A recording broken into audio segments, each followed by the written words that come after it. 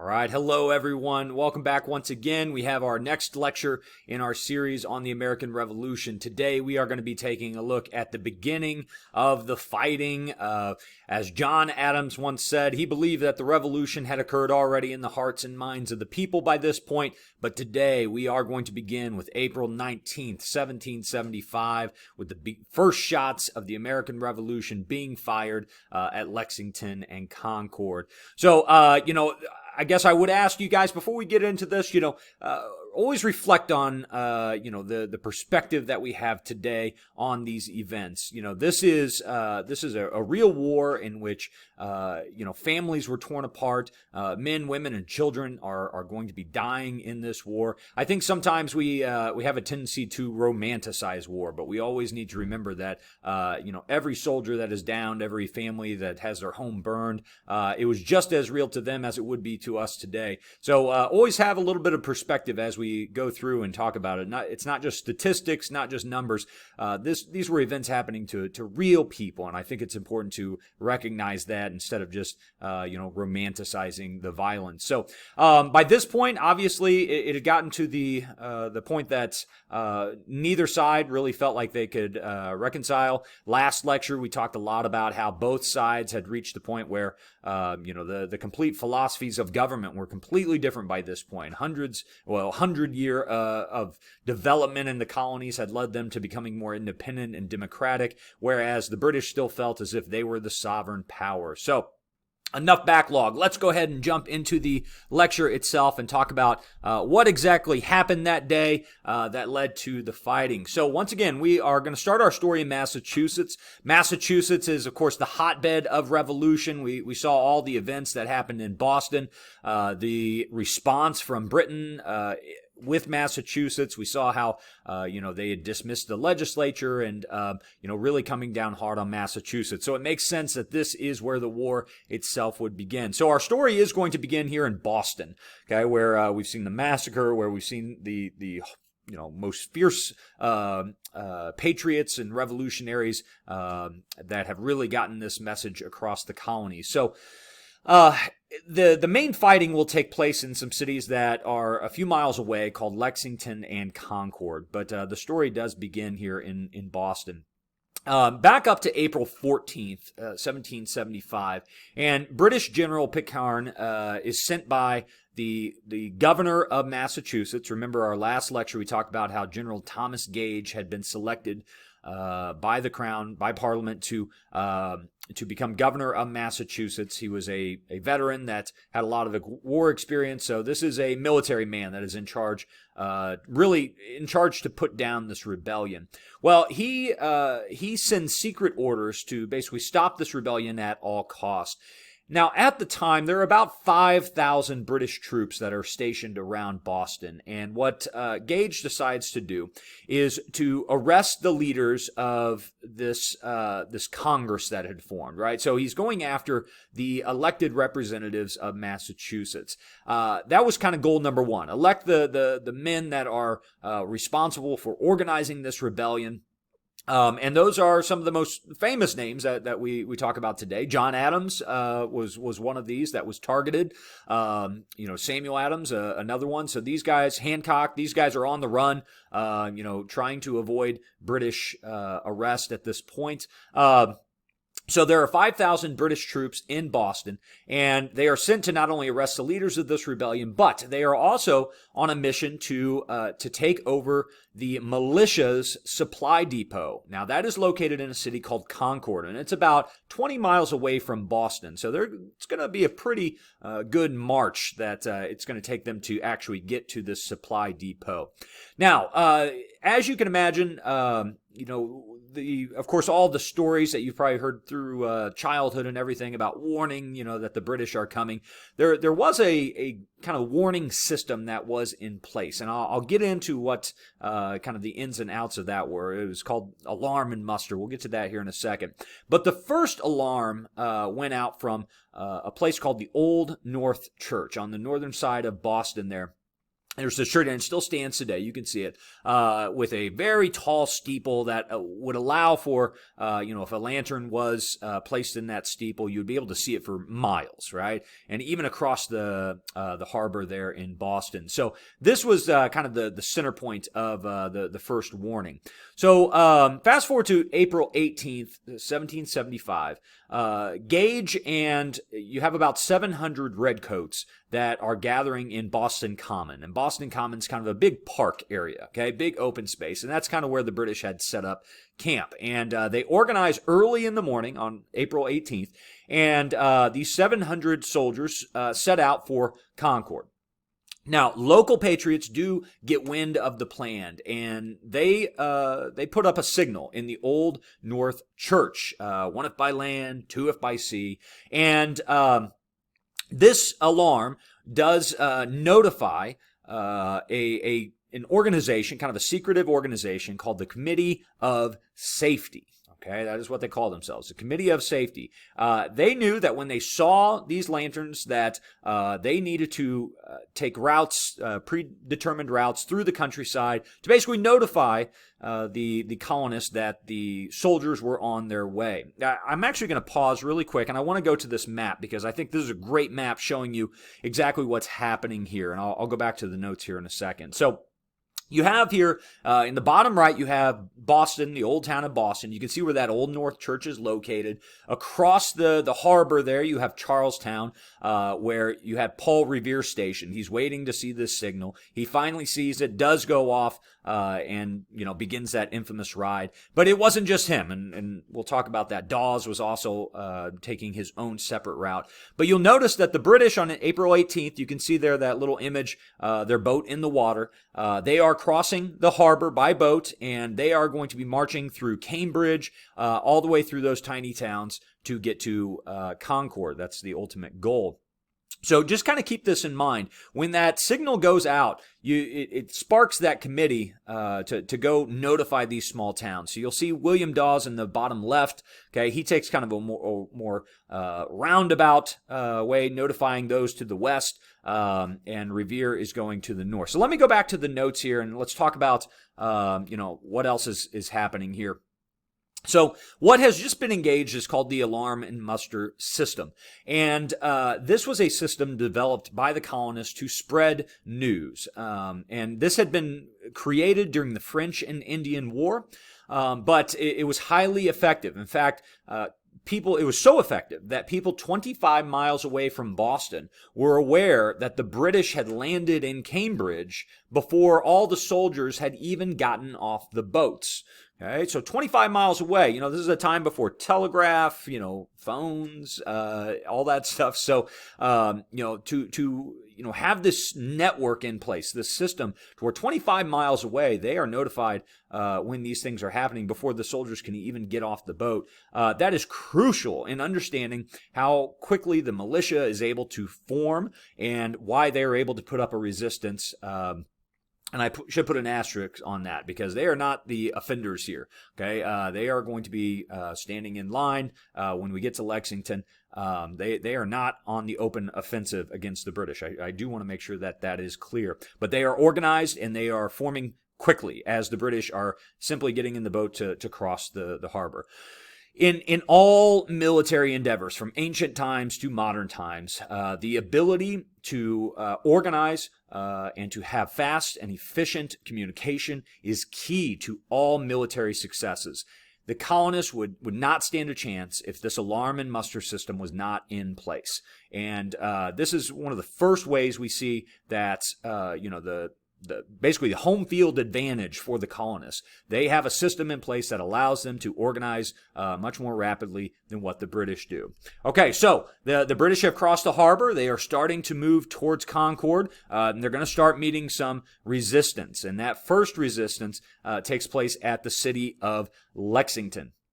April 19th.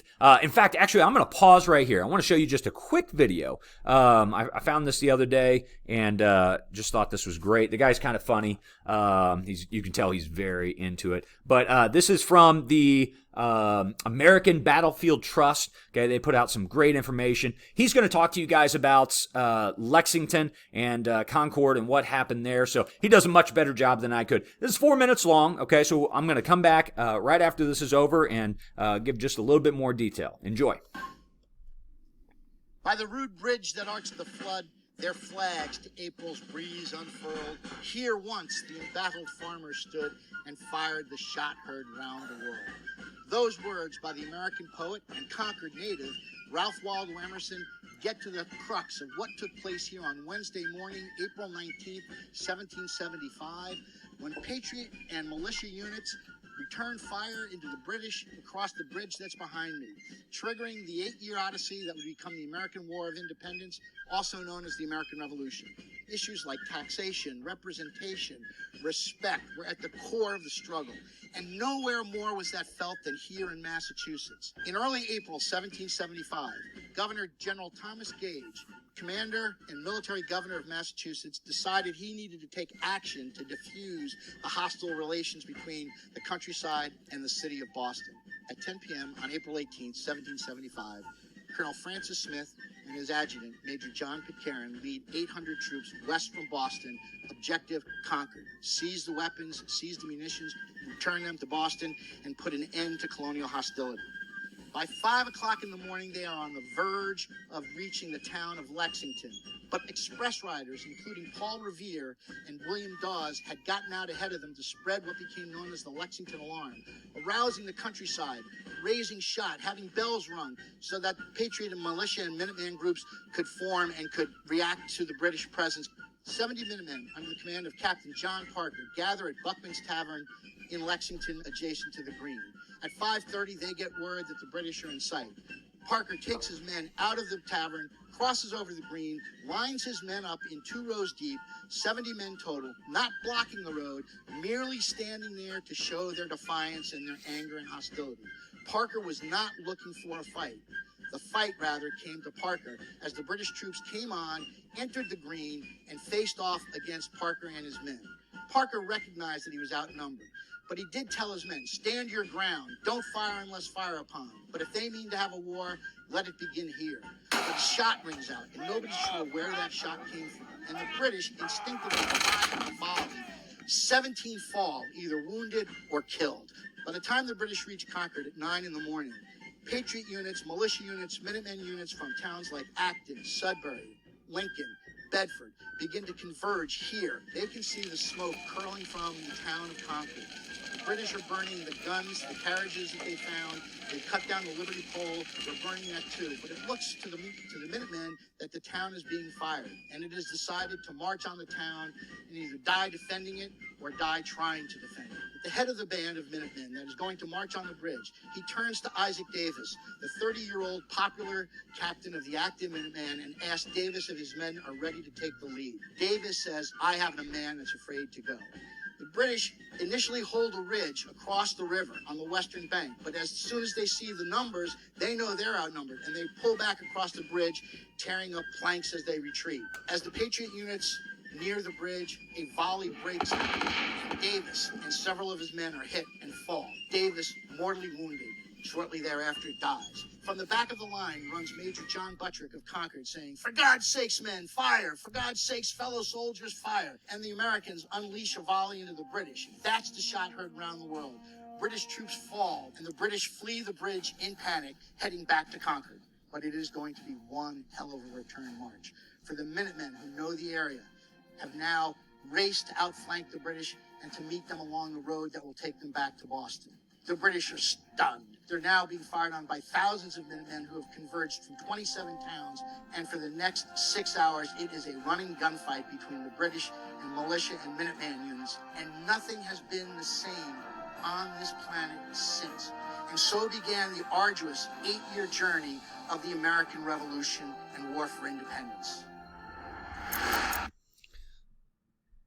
All right. That guy did it a lot better than I ever could have. So I appreciate them uploading that video. That you could tell he's quite passionate about it. Good stuff. So let's review just very quickly some of the items he said and just talk a little bit of detail regarding the events there at Lexington. I showed that because I did want you guys to see some of the locations. I have a few maps up here, but I think it becomes a little bit more real when you guys can actually see, the tavern that they were meeting in, the green itself, all that stuff. So let's talk about Lexington, April 19th, 1775.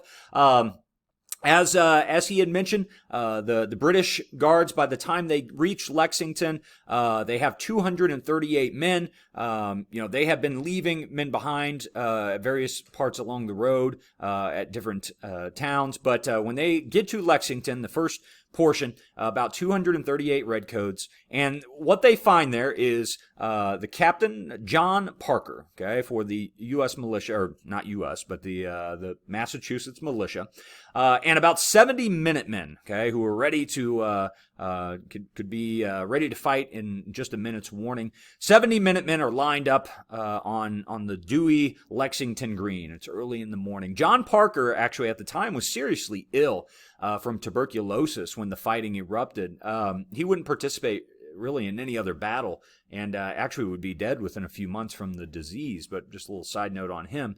Now, the Minutemen were not there to block the soldiers, as he mentioned, or to attack the soldiers even. It was really, a symbol of strength and kind of defiance. Listen, we're able to protect ourselves, and, we can organize as well. But you can imagine that the Redcoats are pretty nervous as they step into this town, and they see that there are dozens of men armed, and they are looking quite hostile. So, it's already a tense situation, and basically you have Pitcairn for the British. He rides in front of his men, and he basically tells the Americans, again, I say the Americans, I hope you understand. I use that fluidly, probably too fluidly in this situation. He tells the people from Massachusetts that he basically, they need to back down. That basically the Americans are hostile to them, and they need to back down. Now, we don't know exactly what happened at this moment, okay? But as he mentioned in that video there, the shot heard round the world. Historians don't really know. There was a pretty good guess that people have kind of all arrived on, that the shot actually did not originate from either side, that it actually came from a nearby inn. There were reports on the ground. People saw someone in the second floor of a nearby inn actually pull out a rifle, or excuse me, not a rifle, but a musket at this point, and fire into the British. All hell breaks loose as a result. So the shot heard around the world was actually not fired in anger by either side to begin. Perhaps that's kind of fitting.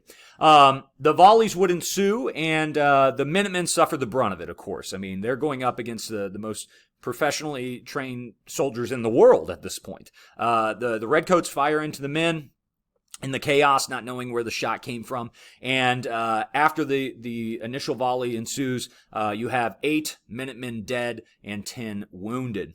Now, the British did get the city under control, and they do continue on their mission to Concord.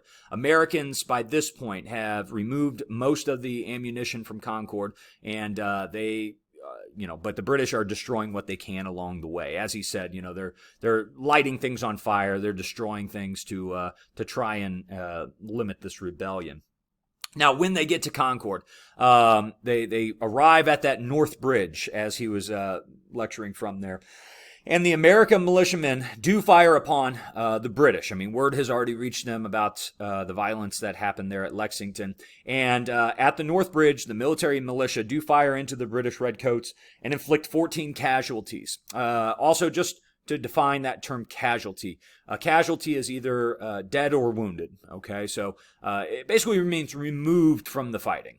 So if someone, and I'm not talking, a hangnail when I say wounded, I'm talking about an arm blown off, right? Where perhaps you may survive that, but you're still a casualty, removed from the fighting. So 14 casualties among the British platoon. By noon, the British are basically under assault and realizing that they have to get back to Boston. They are 20 miles away from backup, and there's no way to effectively send a message that they need backup. So they decide to retreat at this point. And as he mentioned in that video, this would have this had to have been one of the most terrifying moments of the war if you were a redcoat, because they are going to march 20 miles back to Boston, and as they do so, they are facing a gauntlet of death from rebel snipers along the way. The British would suffer 250 casualties, and the Americans in total would suffer 90. By nightfall, the British have made it back to the protection of the fleet and army there in Boston. But as he said, the shot heard around the world. It truly was, because not only would this, create the beginning of the war itself, but the ramifications of what this war will mean for empire around the world, but also for colonized people. This truly is a revolutionary moment in my mind. Now, let's go ahead and move on. Talk about what is happening politically, how they are organizing, because now that the war has erupted, you have a bunch of loosely disorganized militias, and you have to get them, into one organized fighting force if you're going to beat back, again, the strongest army in the world at this time. Now, we had talked last time about the First Continental Congress, and they had met in Philadelphia to send off a resolution, basically saying, we recognize our rights as Englishmen. We would like you to do the same. They had not received a response. Remember, the British had simply ignored them and addressed each colony individually. So that clause that they had also passed, saying if their demands were not met, that they would meet again. Well, this is that second meeting, the Second Continental Congress in Philadelphia, May 10th, 1775. The first thing that they have to decide here, war has now broken out three weeks previous, and they have to organize a fighting force. So the first agenda item is we have to organize an army. Okay. Now this is somewhat problematic because, again, there is no federal government. There is no organization between these colonies. They are seen as separate independent nations at this point. And how do you even fund something like this? Well, there's a lot of red tape that they're kind of trying to get through, but they do decide to create and organize what becomes known as the Continental Army. Now, the Patriots, this actually forms in Boston, right? Because there has been fighting, especially after Lexington and Concord. Boston's basically kind of surrounded by militias at this point. And they decide, one of the first resolutions, the Second Continental Congress decides that this is going to be the beginning of the Continental Army, right? They're already engaged with the British, and so they say that those militias that are formed outside of Boston, that are kind of surrounding the city, that is the Continental Army, and we're going to add to their number. There is and that happens on June 14th, 1775. And I guess quick timeout in the storytelling here. Guys, when it comes to dates and everything, I include a lot of dates in my lectures because I do want you to kind of have a chronological understanding of the events. I am not expecting you to memorize every single one of these dates, okay? So please don't spend time. Now, on your essays, if you include those kind of specific details, that tells me you've gone above and beyond what I expect. But please don't spend time looking up dates or memorizing dates you could look up quite easily. It's just to keep a chronological sequence in your mind. George Washington makes his first appearance on the scene at this point. George Washington is appointed by the Second Continental Congress to become the commanding general of this Continental Army. Washington did accept the role, and I should mention we talked about Washington previously as a 22-year-old man. He had possibly been the one that actually started the French and Indian War, but as a Virginia militiaman, as working with the British Army at that point. So he was a veteran. He was well known, well respected for his actions in the French and Indian War, and he is seen as kind of the natural leader of this army. He does accept on one condition, and that is he would not be paid.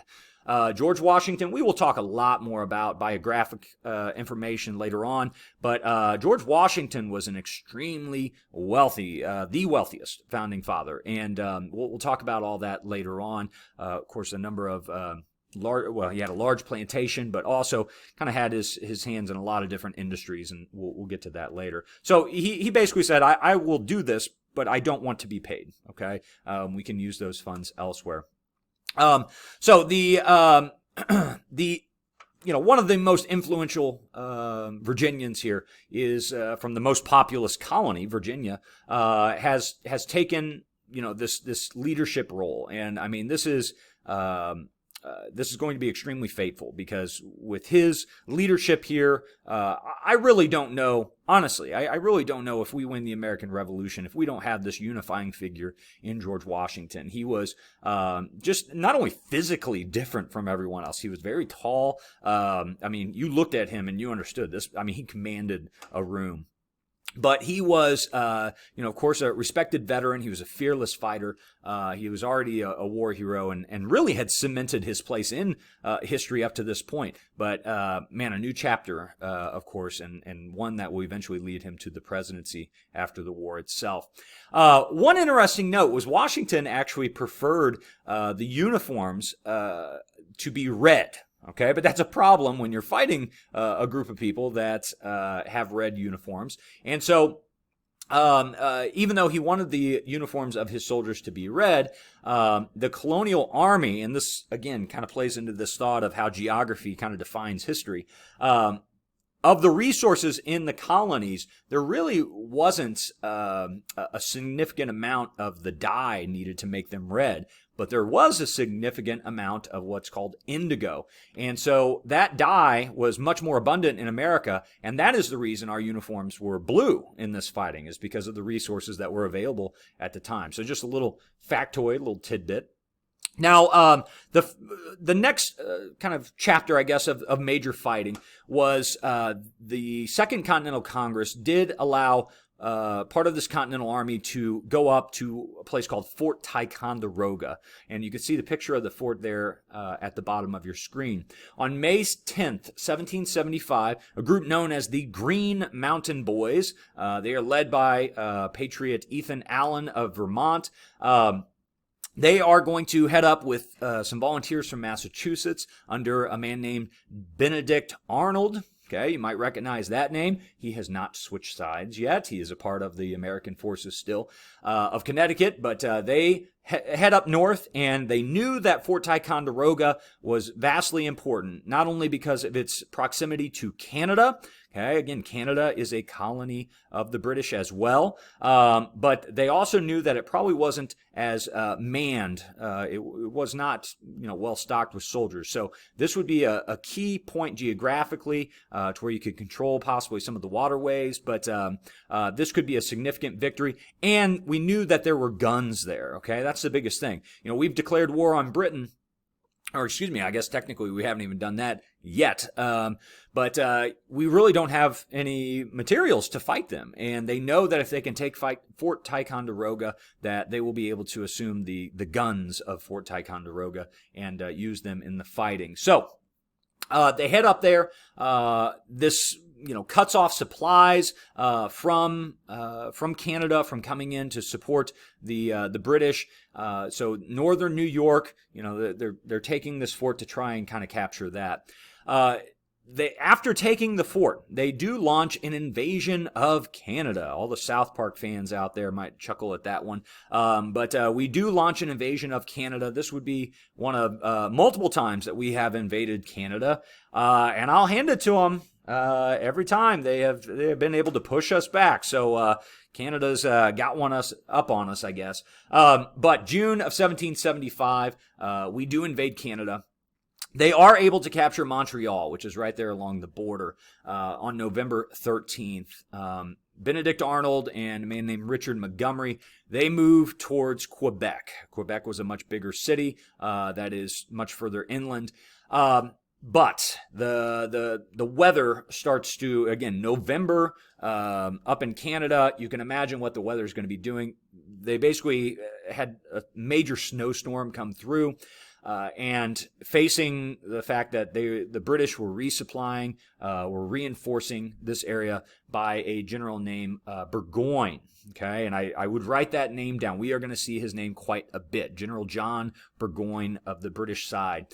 He was sent in to resupply, to reinforce Quebec and push the Americans out. He has with him a number of mercenaries. Okay, you might remember this from reading The Prince last year, but mercenaries are hired soldiers, and Burgoyne has with him a number of German, there is no Germany yet, so they're officially Hessians, but same region. A number of Hessian mercenaries that the British have hired to basically back up their forces. So Burgoyne shows up. The Patriots are forced to return back to America. Now, Burgoyne tries to retake Fort Ticonderoga and fails. He is pushed out. They were able to defend the fort. And so instead of going back into Canada, Burgoyne decides to try to invade the colonies. And this is setting up one of the most important chapters of the war, and that is the fighting that'll take place in an area called Saratoga. So the Saratoga campaign that'll come in 1777. We're setting the stage for that, and I will come back to that later on, kind of the fight for New York. Now, let's take a look back at what is happening in Boston, okay? Boston is the centerpiece of this. You might have heard of Bunker Hill, and this gets a little confusing because there's actually multiple hills. Most of the fighting actually happened on what's called Breed's Hill, which is right next to it, but again, kind of collective memory through various poems and songs. We remember Bunker Hill as being the more famous of the two. So what happens here is that, so look at the map. You got Boston, the city down below, Charlestown just north of that. And that was kind of being controlled by the colonists. So the British understand they already got Boston locked down. All right. They know that they're going to have to clear out these colonists from Charlestown. So if you've ever been there, Charlestown's actually much higher. The elevation right there where Breed's Hill, Bunker Hill is, you can see pretty much all of Boston from that area. So this is where the colonists are going to dig in. This is where they're going to, for some of them, have their last stand. Now, June 17th, 1775, the colonists take up position here, having the higher ground over Boston Harbor. Bunker Hill was going to be the objective for the British. That is what the highest ground that they want to take. But most of the fighting does take place on Breed's Hill. Now, for the Patriot side, you have a man named William Prescott, okay? William Prescott with 2 T's. And he will fortify this position with 1,200 Patriots. The British respond with almost twice that. 2,200 British troops will cross the harbor and land and basically surround. They will kind of outflank on each side the position of the colonists there on Breed's Hill. And they will make 3 frontal assaults. Now, that is not ideal. That is not an ideal position for the British. And they take heavy casualties from this. But wave after wave after wave of British soldiers march up this hill. And as you can see from Morton's Point, a lot of the fighting comes on the back side of that hill. There are 3 frontal assaults. And frankly, the only reason that the British actually end up kind of quote-unquote winning this battle is that the colonists run out of gunpowder. Okay, they basically run out of ammunition and eventually are overrun. Many of the colonists do flee back towards Bunker Hill and retreat back towards Cambridge. But the results was that you had the first real major fighting of the war take place, and you have the highest casualty rates that we've seen so far. The British will suffer 1,054 casualties, and the Americans will suffer 400 casualties. This is what's called a Pyrrhic victory for the British, right? You have won the battle, but at what cost? All right, and that's a term from ancient history. Pyrrhus was, I believe, I think he was from Anatolia, but it was fighting against the Romans, and basically said, if I win one more battle against the Romans, we shall be utterly ruined. And that's kind of what's happening here with the British. They take the high ground, but at what cost? They've lost 2,000 men. Now, here's an important point that you need to remember moving forward. That is, for every American that dies, okay, somewhat replaceable, right? They can borrow from the population centers here. Think about every British soldier that is removed from combat, okay? Where do you get reinforcements? Well, you got to go back to Britain, right? So you got to continually have this supply. You read this article called The Therapy of Distance, right? Talked about that that distance leading to the development of American colonists. But think about this in wartime, trying to get supplies but manpower back to the colonies. So for every British soldier that is lost, that's a much bigger deal. Might be kind of harsh to say that, but that's a much bigger deal than it is to lose an American colonist, because it's harder to replace them. So over 1,000 British casualties, 400 American casualties here, a British Pyrrhic victory. And frankly, what develops around Boston at this point is kind of a stalemate.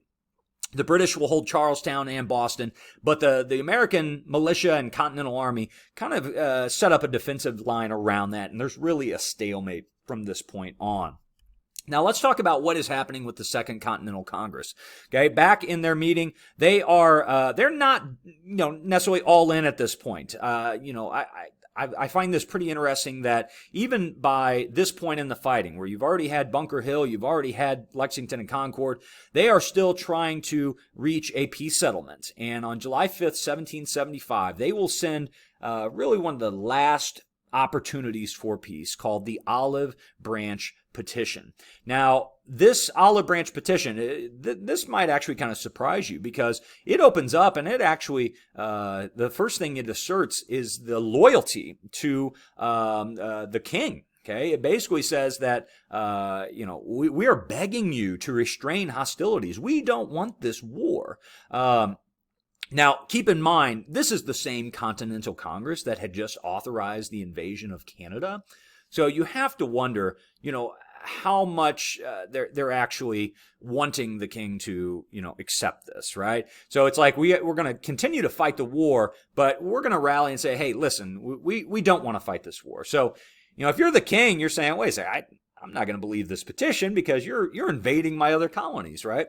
So, the Olive Branch Petition, I guess, you can say it truly was an opportunity to try and end the fighting, but ultimately you have to wonder, exactly how much they, really wanted the king to accept this. I don't know. And again, you cannot think of the Continental Congress as being, a truly cohesive unit, right? There are different viewpoints. They're debating whether this war should happen. Some colonies are wanting it to occur. Some of them aren't, right? Others are much more loyal to the British.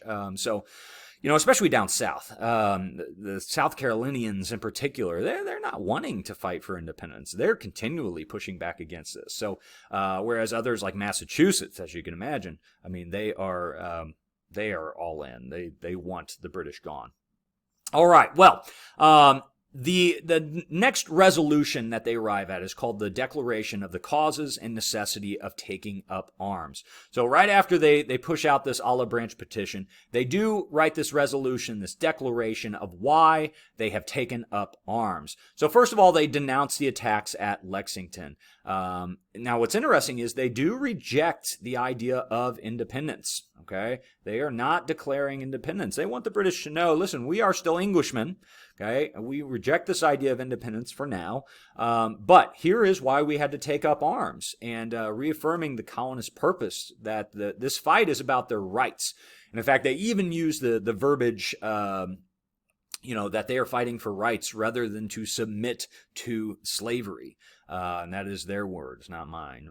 So ultimately, the Olive Branch Petition is rejected by King George. And in fact, he actually refused to even read it. Okay, he did not even open the letter. Here they had taken all this time to debate it and send it over. He doesn't even open it. Okay, so that kind of shows you we are past any kind of reconciliation. We are past the point of negotiation. But the Declaration, the Olive Branch, kind of, I think, a little bit, kind of zooming in on what our actual thinking is here. Now, since we are all in at war at this point, let's talk just very briefly, and this will be the last major section of our notes here, of what the British are trying to do. What is their strategy? When the Americans start organizing a traditional army, the British start shifting their thinking. This is no longer just a political fight in which they are trying to, put down, as a police action. Before, they've been trying to put down a rebellion, all right? At this point, they are moving to a conventional style of warfare, of military policy, of maneuvering and battle, all right? They are all in at this point. And what we're going to see are some of the first major battles take place. The police action, the rebellion's over. They are in full rebellion, and this is now a military action. So, 1775, and I had mentioned this before, but the Prohibitory Act of 1775. What this does is it creates a blockade of all American ports. Before, they had just been blockading, ports in Boston. I believe that by this point they had blockaded New York until they applied the Quartering Act, I believe. But now, this Prohibitory Act, the British are blockading, basically taking their navy and surrounding the ports, not allowing any boats in or out. All American colonies. Now, that's going to be a tough thing to do. You think hundreds of miles of coastline. That's going to be a very difficult thing to do. But they are denying trade with the American colonies to any nation besides Great Britain. Now, legally speaking, this is, for all intents and purposes, I mean, you would, I think, have trouble finding any scholar that says that this itself is not a declaration of war. All right. If you blockade a nation, that is declaring war. Okay. If you deny them the ability to trade openly, that is a declaration of war. So some point to the fact, and I'll even mention a quote by John Hancock later that says, this is war. They have declared war on us by blockading us. But the United States responds by kind of in kind. They begin issuing letters that allow captains to seize British ships when possible, because American ships are no longer under any protection. The British Navy had been protecting American ships, but now they are targets on the open seas. Now here's the deal. If the purpose of the British government was to protect the colonies, the Prohibitory Act does just the opposite of that. And in fact, not only attacking American vessels, but this is a threat to the entire economy. So, if you needed a legal argument for war, the Prohibitory Act really thrust us into war because this would destroy our economy. John Hancock, who of course was a big smuggler in Boston, but one of the founding fathers, and this is a quote, he said, "The making all our vessels lawful prize don't look like a reconciliation." All right, so saying that, when the British are saying, hey, we can legally take over your ships, he's saying, that doesn't really look like they're trying to reconcile. So I would say he's correct there. John Adams would go even further, and he suggested that this act, the Prohibitory Act, should be called the Act of Independency because, quote, "it makes us independent in spite of our supplications and entreaties," end quote. So saying by throwing off their protection of us, they violated that part of the social contract. They have forced us to become independent. So we don't even have to declare war. They have done it with this act. Now, the Army had been created by the Second Continental Congress, but we still needed a Navy. And that Navy would be created here with the creation of the Continental the Continental Navy, established in 1775. This is the beginning of the U.S. Navy right here. One of the heroes of that Navy was a man named John Paul Jones. He would become the greatest naval hero of this early age. He was actually Scottish. He had come here from Scotland and becomes an American, and he is appointed a first lieutenant. And his job, he basically will spend the rest of the war really back in the British Isles attacking the British coastline. So, this is not just a war being fought in the colonies. He is actually going back to the coastline and attacking the British back there, which, again, that plays in kind of the psychology, right? I mean, I'm reminded of World War II, where we began bombing Tokyo, a few months after Pearl Harbor. Man, that's those... the Doolittle raids, what a psychological impact that had on the Japanese to say, wait a second, we just attacked them and now they're attacking us. Same thing here. So, John Paul Jones, one of those early heroes, but the Continental Navy is formed to really try and disrupt that supply chain. I mentioned, one soldier lost for the British is much more important than one soldier lost for the U.S. because that supply chain, it takes so long to get them there. So the Continental Navy is really, they are out there kind of, disrupting the supply chain and then also merchant operations, trying to make economic pain for the British. Now, the second strategy for the British is to go someplace that they feel like they actually might have some support, and that is New York. Okay, so they are going to try and secure New York. And, Boston had been under siege for 11 months, and the British will basically leave Boston and basically moved their headquarters to New York. In March of 1776, the British send 30,000 troops from Boston to New York to secure that area, to secure that port. It had better ports. It's, the population center there, they really felt it was a more sympathetic population to the British cause. So there's a lot of reasons they do move to New York. We have a new general here. General Howe will replace Thomas Gage, who's been acting as governor and general there. So Howe is going to be the main commander-in-chief of the British forces. He had been at Bunker Hill. He had led the British at Bunker Hill, and he takes control of those forces. Now, the main strategy of the British at this point is to divide and conquer. I want to draw your attention to the map, right? So I don't know if you can see my cursor here, but you got New York down here. This is where a lot of the fighting is occurring, New York Harbor.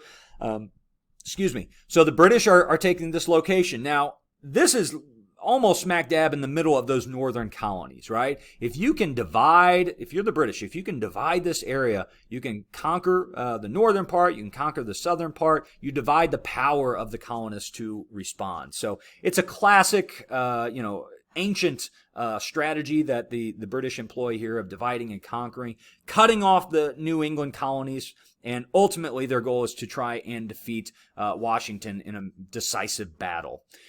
They have a very difficult role because, think about what the British are trying to do. They, in fact, the movie The Patriot with Mel Gibson, and I know it's not very historically accurate. It is entertaining, though. I love it. And at one point, the main villain in that film is, trying to kind of set himself up for after the war. And he's talking to one of the generals and suggesting, hey, I'll do whatever you want. Set me up after this war. And the general tells him, he says, after this war ends, we will have to become friendly with these people again. And he's right. They have this dual role that they're trying to play that is impossible. The British are trying to conquer the colonies, but at the same time, they're trying to make peace with the colonies. You can't do both at the same time. It's not how you win a war. So the British commanders are trying to seek a political solution, putting down this rebellion, but you can't stop military operations while you do that. So you send out peace feelers. You try not to plunder, but it's just very difficult to really push reconciliation when you are still attacking towns and cities. So, this left even the morale of the British troops. Left them confused. It left them really disillusioned with what was happening. Okay, so we burned that town yesterday, but now we're supposed to help rebuild it. Like, how do you fight a war like that? This is, I think, part of it. And, ultimately, one thing that's going to set the British back is that this, I think, is one of the biggest failures, so perhaps I'll just go to the next one, is that they are underestimating the Americans. Okay, they are truly underestimating the Americans. They don't. I mean, farmers with pitchforks, right? That's kind of how they saw us. The rebels are in it for the long haul. I mean, they are doing this soon for their independence. But they are not about to allow the redcoats to come in and take over their city. So they're in it for the long haul. And it would take, more than just one loss of a city, one loss of a colony to make them quit. The British are just not expecting that. They had vastly overestimated the amount of loyalists. And I've said it before, John Adams said, roughly a third were patriots, a third were loyalists, and a third were neutral. They really could go either way. So the British are overestimating the strength of the loyalists. They really don't have that much support as they think. So that's a big, especially when they get down in the South. They think they'll be able to push, the Continental Army out, and then everybody will cheer them as liberators. Where have we heard that story before? look to more recent history and you'll understand. The biggest, one of the other problems, the failure, and this is really out of their control, but the distance, right? The distance of the British from the fighting to their homeland. It is over 3,000 miles from the colonies to the British Isles. So, you have this major issue of supply chain, and that is an issue in all of military history. How can you get supplies to the army as they need it? It also deals with communication. So now you got generals that are on the ground trying to make decisions, major decisions. They're trying to check back with Britain. Well, that's going to take weeks to hear back. So, and not only that, but they're trying to conquer colonies, 13 colonies that are a vast amount of land over here, much less the Atlantic. You got a huge amount of territory that you're trying to put a rebellion down in. And frankly, it's sparsely populated. I mean, you could go for dozens of miles and not see a single person and then have another, larger population center. It's just going to be very difficult to put down a rebellion in such a fragmented area. There's no one center of authority, right? I mean, you can capture, places like Boston, but that's not where the heart of the revolution is. I mean, that's the heart's in throughout all the colonies. So, you can't really cut the head off the snake if you're the British. So that's one issue. There's no one place you can destroy and, destroy the rebellion. It's everywhere. And then thirdly, the reluctance to fight. Again, we kind of simplify things and we say, oh, all the Americans were patriots fighting for independence. All the British, hated us and they wanted to, tyrannize, all that stuff. That was not the case. This was being debated back in Parliament. Many of the people in England were reluctant to fight a civil war because many of them did see colonists as Englishmen. And so, they're saying, why are we fighting our own people? This is totally unnecessary. And some, even officers over here, actually refuse to fight in America on grounds of conscience. So they're losing support even within the military at some point, saying you're ordering us to take over towns and kill people that are our people. Okay, so this is not a unified front. So that is something I think we often kind of take and simplify. All right, guys, I'm sorry the lecture kind of runs a little bit longer. Hopefully you broke it up, but we are going to pause here. Next time we come together, we're going to talk a little bit about the propaganda that's being pushed out on the American side. We're going to see one of the most famous articles of propaganda pushed out called Common Sense, and really is a political pamphlet that rallies the Americans to a common cause of independence. And we will also get to that famous Declaration of Independence, even though the fighting would continue roaring on for at least another 6 years. So thank you so much. If you have any questions, shoot me an email. Have a great day.